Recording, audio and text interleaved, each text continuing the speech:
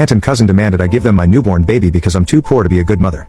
When I refused, they called CPS and lied that I was using drugs and planning to hurt my son. I'm 22 and yeah, I dropped out of college 2 years ago because I couldn't afford it anymore. Honestly, the debt was killing me and I wasn't even sure what I wanted to do with my life anyway. I work at a grocery store now and it's not glamorous, but it pays the bills and I have health insurance, which was important when I got pregnant. The baby's father isn't in the picture and that's fine by me, because he was a piece of shit anyway and I'm better off without him. When I found out I was pregnant I was scared, but also weirdly excited because I've always wanted to be a mom. I know that sounds stupid when you're 22 and working retail, but I've been taking care of myself since I was 16 when my parents died in a car accident and I moved in with my Aunt Fiona, who is my dad's sister. She took me in and I'm grateful for that, but she's always made it clear that she thinks I'm a disappointment and that I should have done better with my life.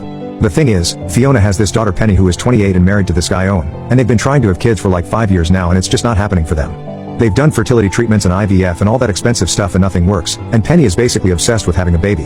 I feel bad for her, I really do, because I can see how much it hurts her, but that doesn't mean I should feel guilty for getting pregnant when she can't. So anyway, when I told Fiona I was pregnant she was not happy about it and kept asking me what I was going to do and suggesting that maybe I should consider adoption because how was I going to raise a baby on my own with no education and no real job? I told her I was keeping my baby and that was that, but she kept bringing it up every few weeks like she was hoping I'd change my mind. Then when I was about 6 months pregnant, Penny came over to Fiona's house while I was there and she started crying and talking about how unfair it was that some people can just get pregnant without even trying while she's been doing everything right and following all the rules and spending thousands of dollars and still nothing. I felt awkward as hell sitting there listening to this, but I didn't say anything because what was I supposed to say? But then Penny looked right at me and said that maybe this was meant to be and that maybe God wanted her to raise my baby because she could give him everything he deserved and I could go back to school and have my life back. I just stared at her because I couldn't believe she was serious, and then Fiona jumped in and said that Penny had a point and that I should really think about what was best for the baby. I told them both that I wasn't giving up my baby and that this conversation was over, but Penny started crying harder and saying that it wasn't fair and that she would be such a good mom and that I was being selfish. Fiona told me to think about it and not make any hasty decisions, but I said there was nothing to think about because this baby was mine and I was keeping him. After that, things got really tense in the house and Fiona kept making little comments about how hard it was going to be for me and how babies were expensive and how was I going to afford daycare and all that. She wasn't wrong that it would be hard, but she was saying it in this way that made it clear she thought I was making a huge mistake. Penny started coming over more often and she would bring baby clothes and toys and talk about how excited she was to be an aunt and how she just wanted to help, but it felt weird and possessive like she was planning something. She would ask me about my birth plan and if I had picked a pediatrician and offer to help with research, and I kept saying I had it handled but she wouldn't drop it. The worst part was when she asked me if I had thought about what would happen if something went wrong during delivery and who would take care of the baby if I couldn't. I told her that was morbid as hell and I wasn't discussing it. She said she was just worried about me and the baby and wanted to make sure we were both taken care of, but it felt like she was hoping something would happen to me so she could swoop in and take my kid. So my son was born 3 weeks ago and the delivery went fine and he's healthy and perfect and I love him more than I ever thought possible. The first few days were rough because I was tired and sore and figuring out breastfeeding, but my neighbor helped out a lot and brought me meals and things were going okay. Fiona came to see the baby the day after I got home from the hospital and she held him for like an hour and kept saying how beautiful he was and how he looked just like Penny when she was a baby, which was weird because Penny and I aren't even related directly. Then she asked me again if I had really thought about what I was doing and if I was sure I could handle being a single mom. I told her I was sure and that I needed her to stop questioning my decisions because I was his mother and that was final. She said she was just looking out for me, but I could tell she was still hoping I'd change my mind. Penny came over the next day with Owen and they brought this huge gift basket full of expensive baby stuff, and Penny kept asking to hold him and taking pictures and talking about how she was going to spoil him rotten as his aunt.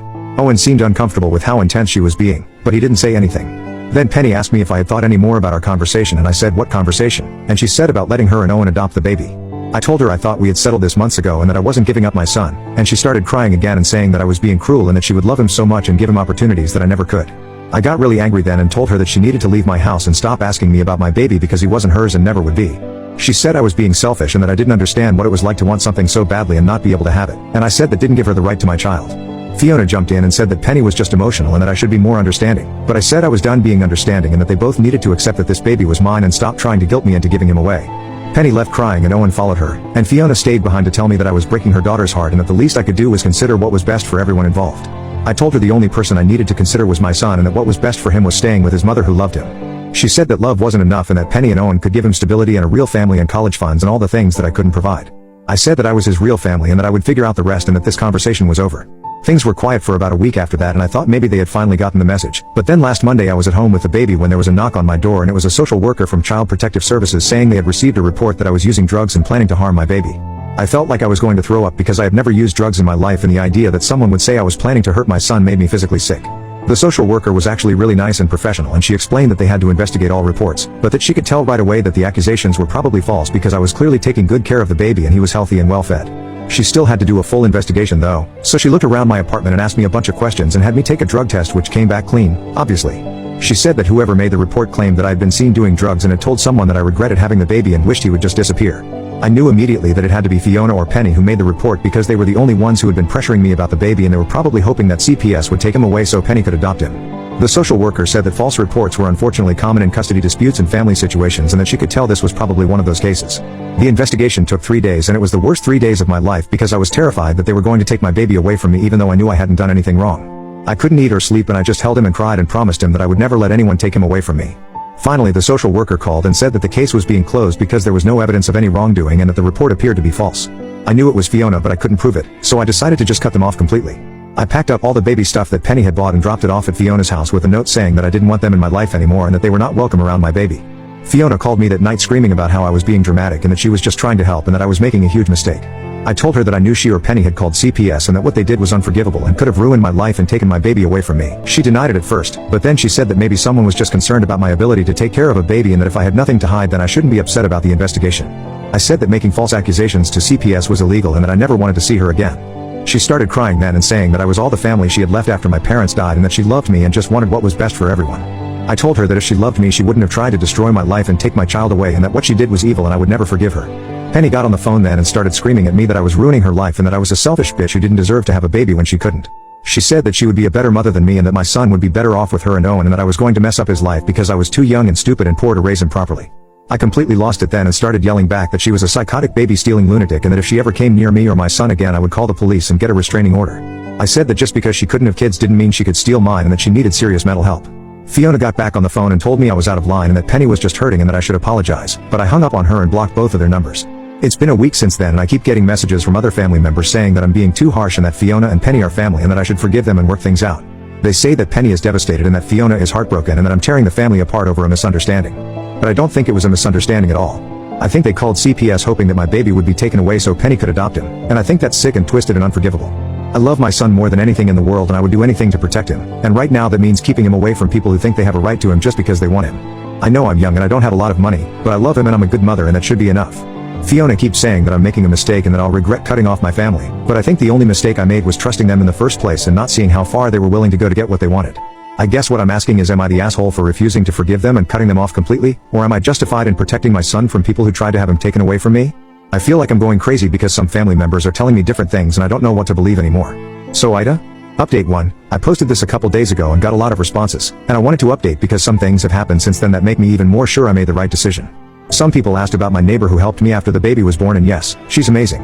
Her name is Sandra and she's like 65 and her kids are grown and moved away and she's been like a grandmother to my son. She was actually the one who told me I should document everything because she used to work in family law and she knows how these things can escalate. So anyway, yesterday morning Sandra came over to check on us like she does every day and she seemed really upset about something. She said that a woman had been parked outside our apartment building for like an hour just sitting in her car and watching our windows and that it made her uncomfortable.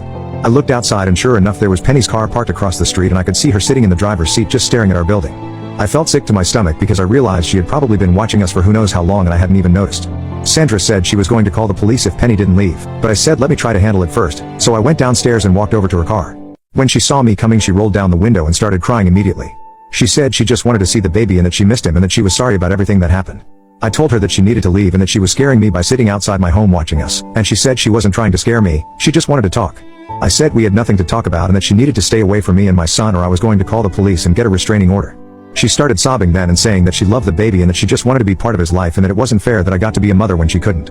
I felt bad for her for like 2 seconds, but then I remembered what she and Fiona had done and I got angry again. I told her that her infertility was not my problem and that she couldn't have my baby just because she wanted one and that she needed to get help instead of stalking me. She said she wasn't stalking me and that she had every right to be on a public street, but I said that sitting outside someone's home watching them was definitely stalking and that if I saw her car here again I was calling the police immediately. Then she said something that really freaked me out. She said that I couldn't keep the baby away from family forever and that he deserved to know his real family who could take care of him properly. I said I was his real family and she said that blood didn't make a family and that she had more love to give him than I ever could. The way she said it was so creepy and possessive, like she really believed that my son belonged to her somehow. I told her she was delusional and needed professional help and then I walked away while she was still crying in her car. She sat there for another 10 minutes before finally driving away, but I was shaken up about it for the rest of the day. Sandra said I should definitely file a police report just to have it on record in case she comes back and I think she's right. Then last night I got a call from my Uncle Terry, who is also my dad's brother, and he said that Fiona had asked him to reach out to me to try to smooth things over. He said that he understood I was upset but that family was important and that I should try to forgive and move on. I told him what had happened with the CPS report and Penny stalking me and he got quiet for a minute. Then he said that he didn't know about those things and that Fiona had told him it was just a disagreement about the baby's future. I said it wasn't a disagreement, it was them trying to steal my child and making false accusations to the government and that there was no coming back from that. He said he would talk to Fiona and try to get her to back off, but that I should consider family counseling to work through the issues. I told him there were no issues to work through because I was done with Fiona and Penny permanently and that anyone who took their side could stay away from me too. He seemed surprised by how firm I was being and said that I was burning bridges that I might need someday. I said I would rather have no family than family who would try to take my child away from me and that he could tell Fiona and Penny that if they contacted me again or came near my apartment I would get a restraining order and press charges for harassment. After I hung up I started thinking about what he said about burning bridges and wondering if I was being too extreme, but then I looked at my baby and remembered how scared I was when CPS showed up and I knew I was doing the right thing. Sandra helped me install a security camera that points toward the street so we can see if Penny comes back, and she's going to keep an eye out during the day when I'm at work. My boss has been really understanding about me bringing the baby to work sometimes when I can't find childcare and my coworkers have been supportive too. I know some people think I should try to work things out with my family, but they don't understand that these people tried to have my child taken away from me by lying to the government. That's not something you forgive and forget, that's something that could have destroyed my life and my son's life forever. I'm going to keep protecting my baby no matter what anyone says, and if that means I have to cut off toxic family members then that's what I'll do. My son deserves to grow up safe and loved, not constantly under threat from people who think they have a right to him. Update 2. So it's been quiet for the past week since Penny was stalking me and I thought maybe they had finally gotten the message, but I should have known better. Yesterday was my day off and I had planned to just stay home with the baby and catch up on laundry and stuff, but around noon Sandra knocked on my door looking really worried. She said that Penny had come to her apartment that morning asking questions about me and the baby and claiming that she was worried about my mental health. Sandra said Penny told her that I had been acting erratic and that the family was concerned that I might hurt myself or the baby. I felt like I was going to throw up because I realized Penny was trying to build a case against me by getting my neighbors to say I was unstable. Sandra said she told Penny that I was a wonderful mother and that she needed to leave me alone, but Penny kept pushing and asking if Sandra had noticed me acting strange or neglecting the baby. Sandra said Penny also asked about my work schedule and when I was usually home alone with the baby and whether I had any help taking care of him. She said it felt like Penny was gathering information for some reason and that it made her really uncomfortable. I thanked Sandra for telling me and for not giving Penny any information, and then I called the police to report the harassment. The officer who came out was really nice and said that what Penny was doing could definitely be considered stalking and harassment, especially given the history with the false CPS report. He said I should document everything and that if it continued I could get a restraining order, but that they couldn't do much about someone asking questions in the neighborhood unless it escalated further. He did say he would drive by more often to keep an eye on things, which made me feel a little better. But then this morning the real shit hit the fan. I was getting ready for work and packing the diaper bag when someone knocked on my door really hard like they were trying to break it down. I looked through the peephole and saw Fiona standing there looking absolutely furious. I didn't want to open the door but she started yelling that she knew I was in there and that we needed to talk right now. She was being so loud that I was worried the neighbors would complain or that she would wake up the baby, so I opened the door but kept the chain lock on. She immediately started screaming at me about how selfish I was being and how Penny was having a breakdown because of me. I told her to lower her voice and that she needed to leave, but she kept yelling and trying to push the door open. She said that Penny had been hospitalized yesterday because she tried to hurt herself and that it was all my fault for keeping the baby away from her. I felt terrible about Penny hurting herself, but I also knew that wasn't my responsibility and that she needed professional help, not my baby. I told Fiona that I was sorry Penny was struggling but that I wasn't responsible for her mental health and that giving her my baby wasn't going to fix her problems. Fiona started screaming that I was heartless and cruel and that Penny could die because of me. Then she said that if I really cared about what was best for the baby I would let Penny adopt him before something terrible happened and that she wasn't going to let me ruin everyone's lives because I was too stubborn to do the right thing. I asked her what she meant by something terrible happening and she said that accidents happen all the time to young mothers who don't know what they're doing and that it would be tragic if something happened to me and the baby had no one to take care of him. The way she said it sounded like a threat and I got really scared. I told her that if she was threatening me I was calling the police right now and she said she wasn't threatening anyone, she was just pointing out that life was unpredictable. I slammed the door in her face and called 911 while she was still pounding on it and yelling. The police came really fast and found Fiona still outside my building screaming about how I was killing her daughter.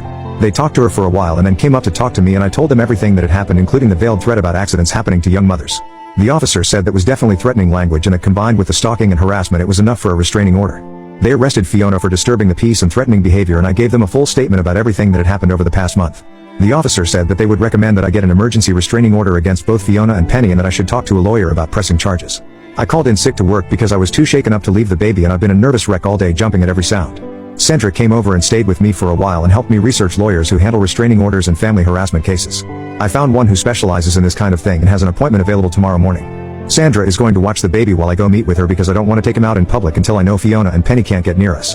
The lawyer I talked to on the phone said that what Fiona and Penny have been doing is a clear pattern of harassment and that the threat about accidents happening was definitely grounds for a restraining order.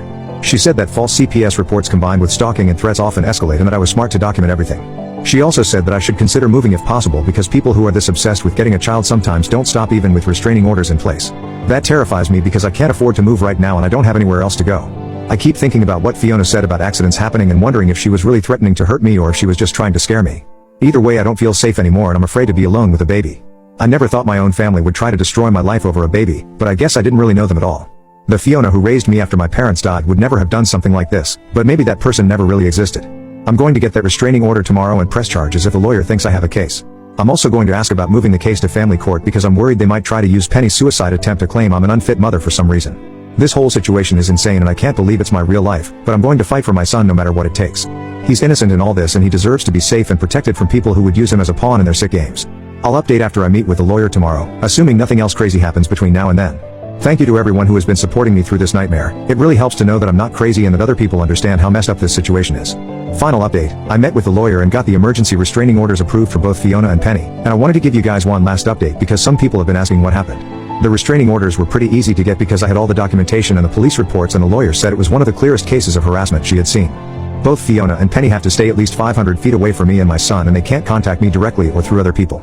The lawyer also helped me file charges for making false reports to CPS and for stalking and harassment. She said that while it's hard to prove who made the CPS call because they are meant to protect the caller's identity, the pattern of behavior makes it clear that it was part of an ongoing campaign to get my baby taken away. Fiona was released from jail the day after she was arrested, but she violated the restraining order almost immediately by having other family members call me to try to get me to drop the charges. Each time someone called on her behalf I reported it to the police, and now she's facing additional charges for violating the protective order. Penny got out of the hospital and apparently her husband Owen finally realized how crazy the whole situation had gotten and he filed for divorce. The lawyer said that the charges will probably result in probation and mandatory counseling for both of them, which is fine by me. I don't necessarily want them to go to prison, but I want it on record that what they did was wrong and illegal. As for moving, I found a small apartment across town that I can afford and Sandra is going to help me pack and move next weekend. It sucks that I have to uproot my life because of their obsession, but I'll feel safer knowing they don't know where I live. My new place is actually closer to my work and in a better school district, so it might end up being a blessing in disguise. Sandra is going to miss us, but she said she understands why I need to move and that she'll visit once I'm settled. Work has been really supportive through all this, and my boss even gave me a small raise and said that when I'm ready they might have a supervisor position opening up that would come with better benefits. It's nice to know that some people believe in me and think I'm capable of more than just being a poor single mom. The restraining orders are good for a year and can be renewed if necessary, but hopefully by then Fiona and Penny will have gotten the help they need and moved on with their lives. That's all from me, and I probably won't update again unless something major happens, but hopefully this is the end of the drama and we can just live our lives in peace now.